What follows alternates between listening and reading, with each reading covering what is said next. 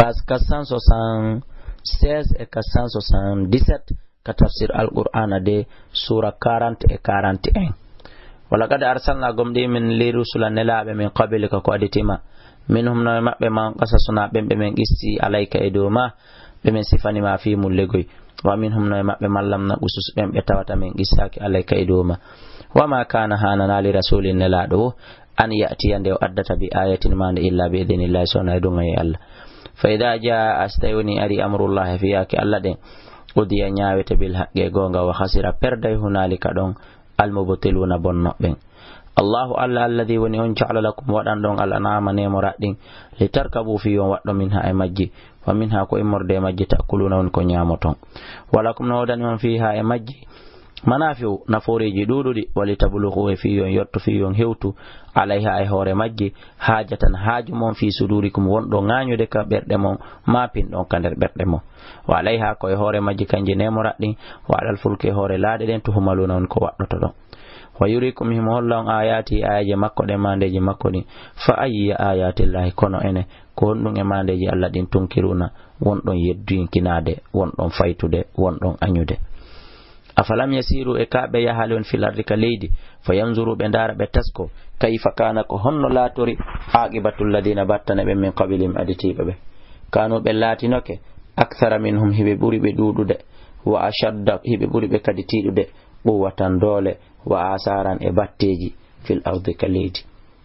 fama aghna kono nafano dunci anhum e mabbe ma kanu konko be lati yaksebuna hibe faggito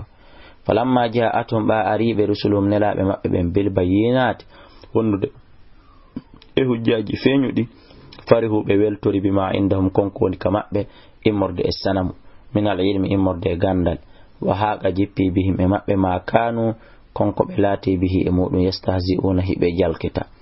falamma ra'awtum man be uno non joni ba'sana letamen de قال بينو آمنا بالله من قمني الله وحده كنكتو وكفرنا من يدي بما كنا سبو كلكم اللاتنو به مودو مدن رفتو تدنا روا مشركين مدن سركا الله إني فلم يكو لا تاكي ينفعهم هنا نفع بإيمانهم قمنا المقبنغال دون دينيان لما رأوتو من بينو بأسنا لتامني سنة الله دونكو لاول الله نون وند كلام قمنا لها دون الله دان تامو الله تنقل لاول قد خلت andan da hawre ma tawgol feƴƴino fi badeji e makko feƴƴino ben dulle kanko Allah wana o sariya sengoyo wa khasira perda hunalika don e don al kafiruna hefera ben wayliten suratul fussilat makkiyatun bismillahir rahmanir rahim hamim tanzilun jippagol le deftere min arrahman ko morde ka Allah yurmino mardo yurmende juldo e kefero kadna do arrahim nemino yurmino gomdi be ben tun kala hara kitabu de do deftere fussilat fensitama ayatu ayaje mayre moƴƴa qur'anan ko ne jangete ne don arabiyan e hala arabu de atradi satande e honno inete a jangatande e français ma e anglais ma e pullar ma e soso ma e balanta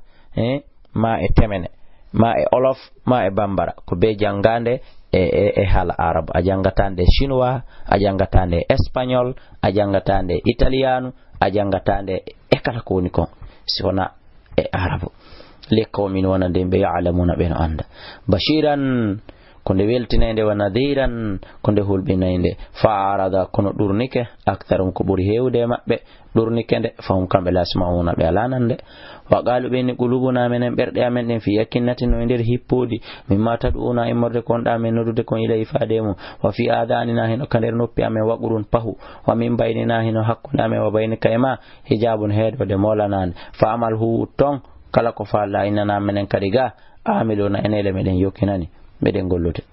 qul wi'u innama ana andu men basharun kum min mithlukum wa mon kon nun ko serndi en yuha wa haynama ilayya faade an annama ilakum wonderete mo ilahun wahidun ko rewete do goto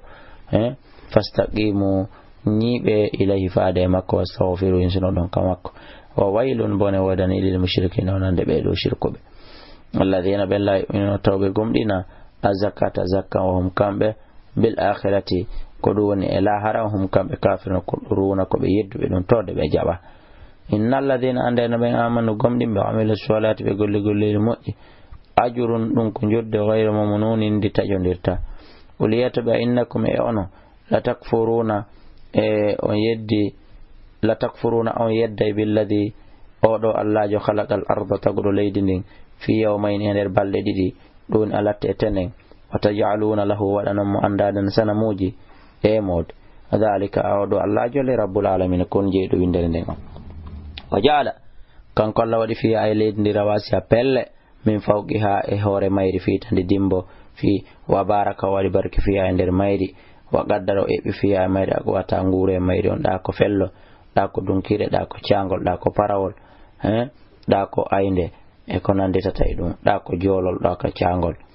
wa qaddara eɓi fiya e nder mayri ako wata nguure mayri on ɗo ko ɗum ɗo moƴƴata ɗo ko ɗum ɗo moƴƴata yimɓe ɗo ɓen ko ɗum ɗo mo ñamata fi arbate e yami e nder balɗe nayi ɗum woni andanɗa hoorema alarba alkamsa juma alarba e alkamsa